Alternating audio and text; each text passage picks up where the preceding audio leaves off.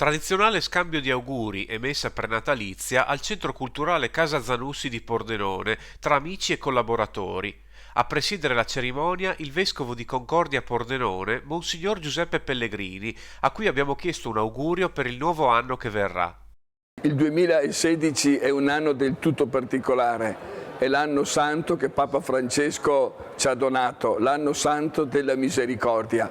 L'augurio più bello per questo Natale che sta per venire e soprattutto per il 2016 è che sia un anno dove tutti noi abbiamo la possibilità reale e concreta di sperimentare, di sentire presente l'amore che Dio ha per noi, il suo volto misericordioso che ci è stato trasmesso nel suo figlio Gesù. Gesù è il volto misericordioso del Padre.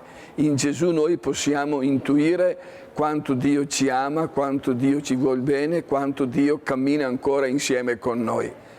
Ascoltando e vivendo la misericordia di Dio siamo però invitati a essere anche noi misericordiosi come il Padre. Allora l'augurio per tutto il 2016 è che possiamo noi sperimentare in prima persona l'amore di Dio, ma poi anche noi farci prossimo per gli altri, essere capaci di vedere nel volto delle persone, in particolare di quelle più povere, di chi soffre, un Dio che ci viene incontro attraverso anche questi nostri fratelli e queste nostre sorelle. Buon Natale e buon anno a tutti nel Signore.